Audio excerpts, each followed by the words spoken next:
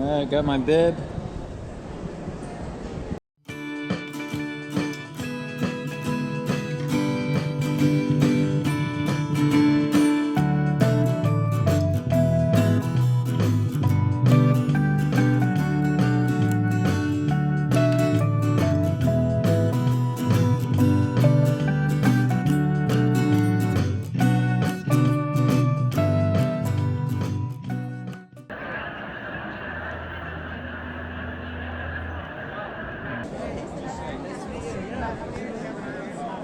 Right there, stage Canaday.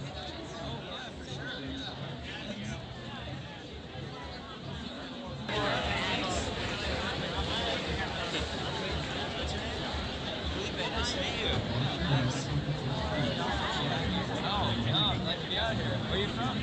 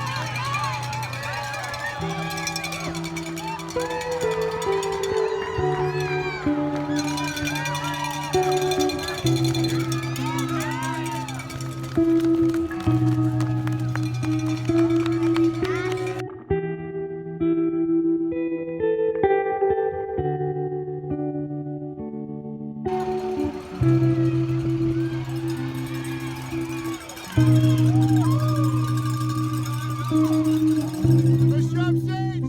Nice job, Sage! Way to go, Sage! You got it, Sage! Way to go, Sage!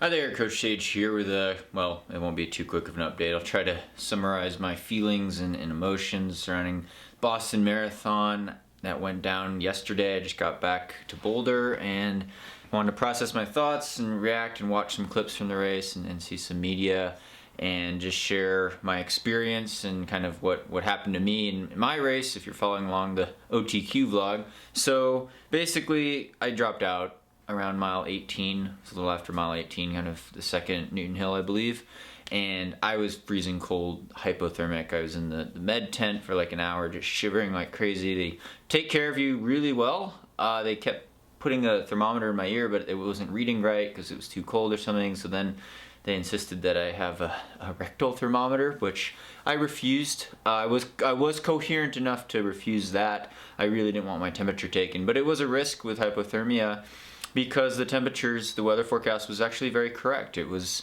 in the high 30s at some point, but with a 20, 25, 30 mile an hour headwind, basically the whole way, and sheets of rain coming down so much that there was standing water, puddles of water on the road, made it feel very, very cold with the dampness, the relative humidity, and that kind of force of wind hitting you. It did cause a fairly high dropout rate. I believe the dropout rate for pro elite runners was about 60% in this race. More for the min pro is the highest rate of DNFs.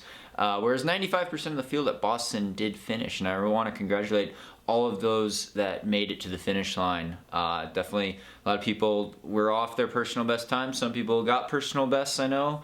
But congratulations on the finish, because it was an epic year at Boston Marathon with that weather, and just the whole event is a special marathon that's near and dear to my heart, but also just to persevere in that really takes a lot of dedication, determination, and to finish strong when you're freezing cold and soaking wet. And even the spectators out there, I felt sorry for, because they're bundled up with umbrellas and you're still just getting some wind, and the wind chill is just freezing cold, and you're wet, and it was tough. But congratulations to those finishers. Especially exciting to see my former teammate. I used to run for Hanson's Brooks out of college, so I was teammates with Desiree Linden, who won the women's race.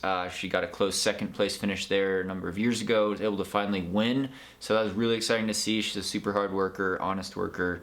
It was awesome to see. Ran a strategic, smart race. And the men's side, Yuki Kawauchi from Japan, who's a total badass. He works an office job. I think, runs marathons all the time. He's super hard worker, super smart racer, but also a serial racer. And I saw him the first mile. He ran like a 4:36 all by himself, just opened up a gap.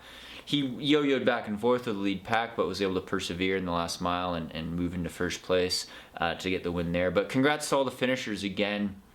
And a lot of you I met at the expo. It was really cool to see you guys in person, those of you that follow along. So I can't thank you enough for your support. In terms of my race, yeah, it was a tough DNF. And honestly, to be truthfully honest, Coach Shandy and I had talked before the race, and looking at the weather forecast, we knew it was going to be impossible for me to run under 219. It was hard to calculate exactly how much the wind would slow us all down. I think it slowed us down even more than we thought it would.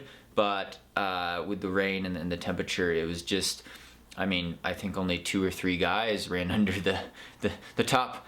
You could be a top 5 person at Boston and not run the Olympic trials standard, because it was such a crazy year with the times in the elite fields there. So really tough day, and honestly, we thought about pulling out of the race, but I wasn't going to do that. I don't fly all the way to Boston to just do it as a training run. And when I towed the starting line on race morning, I actually was very determined to finish, even though I knew the time goal was totally out of the window. I would have had to be in like 2:11 or 2:12 shape to run under 2:19 with that kind of wind. So physically impossible. But I did see it as an opportunity to try to place as well as possible at Boston, and even maybe try to improve on my 16th place finish from 2015 there. But, I knew that was a tall order. It's a really competitive race. So I did go out with that in mind. I was able to run the first 3 or 4 miles right at OTQ pace. The wind isn't quite so bad the first couple miles. You're kind of sheltered up in Hopkinton going downhill. But then we felt the wind, and we started getting sheets of rain coming down, very strong wind, and I also started getting very cold. And I'll get into that in a minute with my own tactical mistakes with gear choice. And a lot of runners, I think, made the same mistake, as well as just not really being used to cold, rainy conditions. Here in Boulder, it gets very cold, but it's usually sunny, and it's usually snowy. And I think with individual biology and physiology, I'd much rather have it be 80 degrees and sunny and hot. I'm better relative in hot weather temperatures. Some people are better relative in cold temperatures. I hate the cold. I can't stand it when I get cold. I was the coldest in my life that I've ever been yesterday in the med tent when I dropped out. But anyway, I was in no man's land a bit. There's the real lead pack. There's a couple 215 types of guys who are really good. Totally respect them. And we're stragglers. We're kind of stragglers in no man's land. And you could see this amazing stretch of road out in front of you at Boston. It's not crowded. There's no shelter from the wind. So I was trying to push this pack it wasn't really a pack, it was a bunch of straggler guys, and we're all by ourselves, and so we're all hitting the wind. And the first 5 or 6 miles, I'll pull up the video clip. Thank you, Brian, for filming this real short clip here. I think it's in the first 4 or 5 miles here. You could see there's some couple guys going with me, but it was pretty sparse up there, and that was when the wind was starting to really hit you. And it was really a night and day difference when you were able to tuck behind a person or two to feel less wind resistance, but also to feel warmer and to you know, not have that evaporative cooling effect. And the other tactical mistake, of course, that I made was, you know, I get freezing cold, soaking wet, but it was something that could have been prevented with maybe better rain gear. And what I wasn't thinking, and I don't know, this is really bad planning, it's amateur mistake. I'm not the best in terms of gear in inclement weather. You might have learned that maybe from my UTMB packing video and things like that. Is that I didn't bring my yellow windbreaker jacket that I like to wear in training here. It's not a full-on waterproof jacket, but it's breathable, it's a good windbreaker, and it's light, and more importantly, it's tight-fitting. I didn't bring that up to the start. I brought all these heavy jackets and things that I was like, oh, I don't need to wear that. Because in my mind, I was thinking, I've never worn long sleeves during a race. During a marathon race, I should say, or any shorter race. I hardly ever wear hat and gloves during a race. Houston and Boston in 2015 were the only other marathons I think I've actually worn hat and gloves in the whole time. So I wasn't prepared, even though I knew the weather forecast and they were very accurate with it. I wasn't prepared for that adversity and to get so cold. But right before the start, I was seeing the elite women start. We had about 20 minutes. I realized that it was really cold, and it was raining cats and dogs, and that wind was going to pick up. And so I was starting to think, gosh, maybe you should start with a jacket. Well, the only jacket I had was actually the parachute jacket, so not as good as my other windbreaker, and so that was a tactical mistake. I have no excuses on that. A lot of some other elites from various sponsor brands who have top of the line apparel and gear probably didn't also make the right choices, or were wearing too little, because you think you're going to generate this body heat. Well, I was not generating very much body heat, even running really hard into the headwind when you get soaking wet. And so I had this jacket on the first 3 miles, and I actually wasn't that cold, but I just started, and it hadn't been raining super hard. And what I felt like was that this jacket, which is discarded on the side of the road, it was catching the wind like a parachute too much. And I was like, this wind resistance is really bothering me. Like, I think I'm just gonna take this jacket off. That was a mistake. Took the jacket off, had arm sleeves on, gloves, but got soaking wet. Other mistake, probably should have worn half tights over the shorts. I do have half tights. I don't know why I didn't wear them. Wasn't thinking. Probably would have been better for the just keeping the quads covered. But if you're getting soaking wet and you've got cold water and wind hitting it, plus you're running almost 12 miles an hour, you're generating effectively a 40-mile-an-hour headwind in barely above freezing temperatures, right? It's 3 degrees Celsius, about 2 degrees Celsius.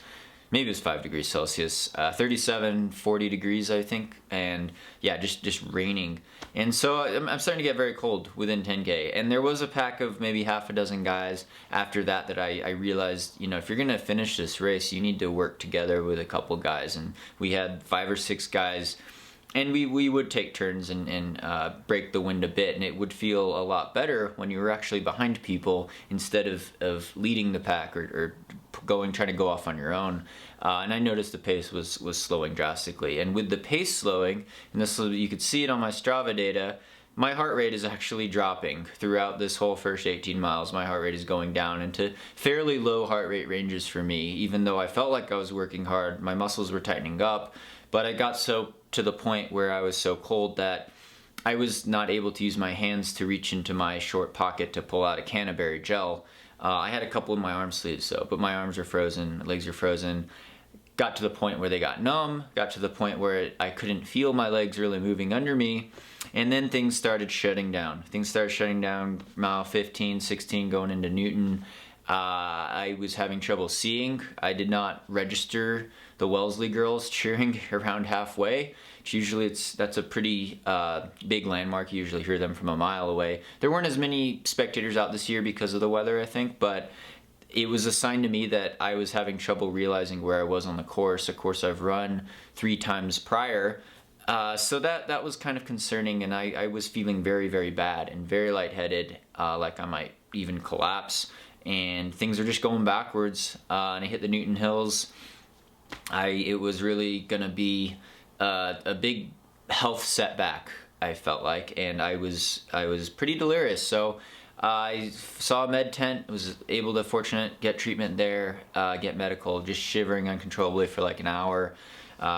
Pretty rough, and there were some other people I knew in there as well, and people dropping out. But yeah, that's the short of it. I really would have liked to finish if I could have. It would have definitely been a really slow time, and I have tons of respect for all of you that got out there and did finish. So, but because I didn't finish, my legs aren't as beat up, and I'm gonna try to qualify again in OTQ. Got to talk to Coach Sandy, see what my options are. Really only have about a 2 or 3 week window here before I got to switch to mountain season, because I am committed to Zagama. I am committed to the Golden Trail series of mountain running this summer, which I'm actually really excited about. And you know, if I don't hit this OTQ goal, it's really a selfish goal. It's a selfish goal. It's a personal goal. It's very important to me, but it's not like I haven't qualified for the Olympic trials. I still really want to, though. I still really want to, and I will still keep chasing it later in the year or even next winter if I have to. But I'd like to hit it. I'd like to try again in 2 or 3 weeks, maybe 4 weeks, before I shift into mountain mode again, because it did take me a long time to get this speed back, and I do feel confident in my fitness right now, so I'm not giving up.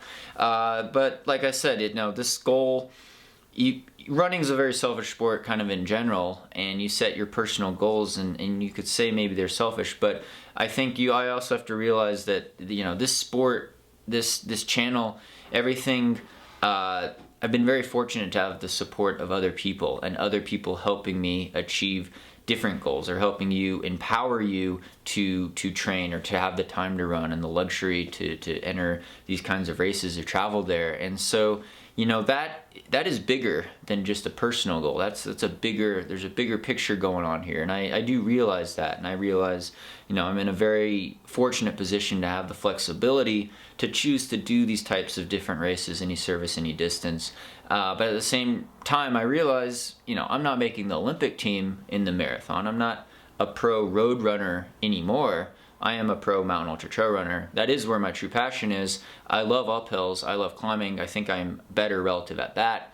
But I do like the trails. I like going up against the best competition in the US once every 4 years, seeing where I'm ranked nationally. I'd still go for top 40 or top 50 at the Olympic trials, and it would be great to qualify for my 3rd Olympic trials, and that's why I've chased this goal.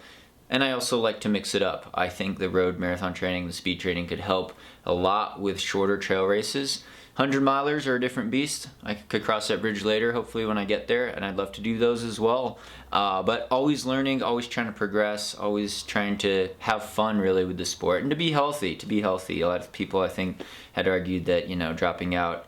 There were some real cases of hypothermia. I felt very hypothermic. I wasn't in, some people went to the hospital, and I think they're okay, so, thankful for that. But yeah, I wasn't moving really another step up the Newton Hills, to tell you the truth. And so, yeah, with that, congrats again to all the finishers, all the participants. Thanks for saying hi at the expo. It was really cool to meet you guys in person. But yeah, I just wanted to explain what was going on, what's the plan. We'll make an announcement maybe with my next race. But I am committed to that Golden Trail series and mountain running in the summer, doing Pikes Peak and Mount Blanc Marathon, Zagama, things like that, maybe Speed Goat. So really looking forward to that and transitioning the gears. The good thing with that series is those are all marathon distances to 50K. So it is shorter mountain running, which is a little more specific to the road stuff, but it's still changing gears and changing the musculature of the legs. But I think that transition from flat road running high intensity to shorter mountain racing high intensity is an easier one to make than coming down from the 100 milers in the mountains to try to go and lower, at least for me. So always learning. Thanks so much for your support on here. Big thanks to all the Patreon supporters. Really appreciate it. Subscribe on here if you like these types of videos. Check out my playlist also. And yeah, thanks for all your support. Really couldn't do this without you guys. So hope your running's going well, and stay tuned for more VO2 Max Productions.